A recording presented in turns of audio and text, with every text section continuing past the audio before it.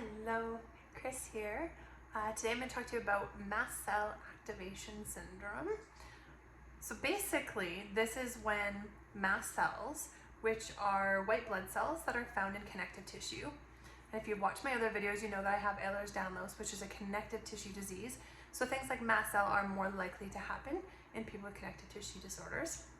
And so those white blood cells are especially in your skin, your blood vessels, lymph, your nerves, your lungs, and your intestines. And they release an inappropriate amount of chemicals into your body. So they create major allergic reactions, basically. And they're part of your immune system. So for a normal person, they would help you fight infections, and they're involved in allergic reactions. And they can live longer than normal cells. So when you come in contact with an allergen, they release chemicals called mediators.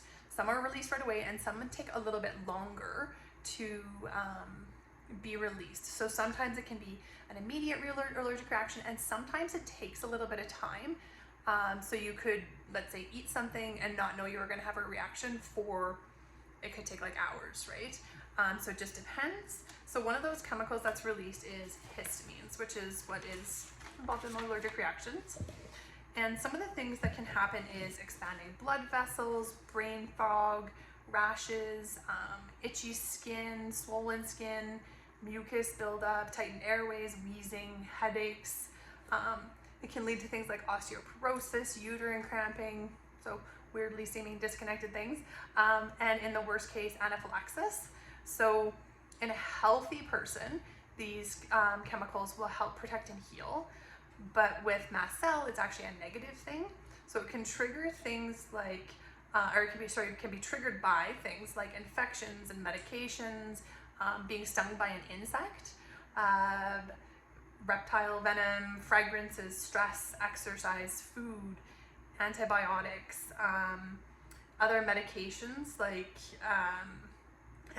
non-steroidal anti-inflammatories, those sorts of things. Opiates are bad, codeine is bad, and sunlight can actually even trigger it. So sometimes when I'm out for my walk or things like that and it gets really sunny, I'll get really flushed, and I'll have mast cell reactions from some pretty odd things sometimes. A lot of sensory problems for me.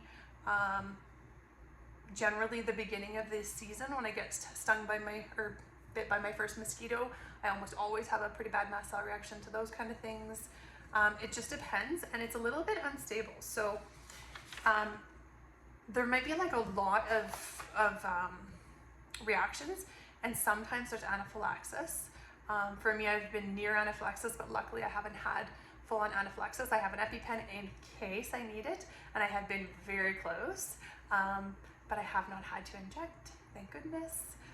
But these can come without a clear cause. And you can actually have a mast cell reaction to something one time, but not have a mast cell reaction to it the next time.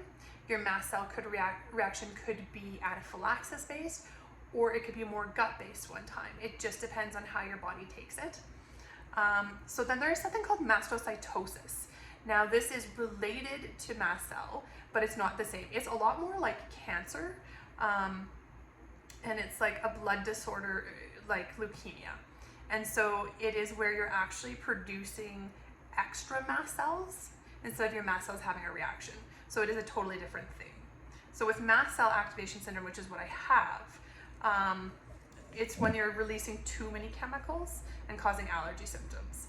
And they don't know the exact cause of this. So they know that people who have connective tissue disorders or mitochondrial dysfunction, like that I have as well, are more likely to have this, but they call it idiopathic because they can't directly trace the cause of it. And new triggers might come up out of nowhere. So you may have been totally fine with something at one point and then not the next day. So it can happen after sometimes smelling things, exercise, eating certain foods, and the symptoms are in more than one system, and they can come and go or are cyclical. There's lots of different triggers, and often there is a dramatic change in symptoms. Some of the key symptoms though are swelling, itching, rashes, inflammation, vomiting, headaches, chronic pain, flushing. Flushing is one that I really struggle with. So sometimes it looks like somebody slapped me around because my entire face will just turn bright red.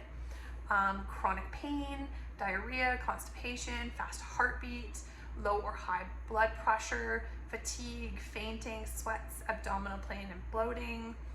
And it's really complicated to get it diagnosed. Mine was diagnosed by my geneticist. Sometimes it's a family doctor, an immunologist. Lots of different people might be involved in that. So some of the things that they're going to test for is they're going to look at allergy symptoms, and they need to be chronic and in 2 or more organ systems. Higher than normal levels of tryptase, histamine, or prostaglandins. And getting better by using antihistamines is one of the ways that they can tell. There is no cure, so it's just managing symptoms and avoiding triggers. For me, I take Lextin, which is an amazing antihistamine, and there's a lot of other options for that. Some of the other treatments are things like corticosteroids, which I am on for my Addison's disease, which is separate, but they help with this as well. And then monoclonal antibodies. Tylenol can be used for pain relief, and mast cell stabilizers. So I take Nalcrom, which helps with how my mast cells interact in my stomach mostly. And then epinephrine for emergencies. But one of the things with mast cell is a lot of us react to medications. I react to a lot of medications. So we have to be careful as well, because some of the medications that can help can actually hurt at the same time. And stress. Stress is a huge trigger. So emotions can actually trigger reactions. If I get too upset about something, then sometimes the first thing you'll see is I'll get all flushed and then hot and feel nauseous. And that can actually be really dangerous because it can trigger other things. For me specifically, it could trigger adrenal crisis. So I have to be very careful about stress and things like that. And so one of the most important things is to manage stress. So having a good therapist, resting, using mindfulness, meditation. I do neurofeedback, gentle exercise. Exercise is tricky because exercise also triggers mast cell reactions. So you kind of have to be careful that you're not doing too much exercise, but enough exercise to help. So that is a little bit about what mast cell is.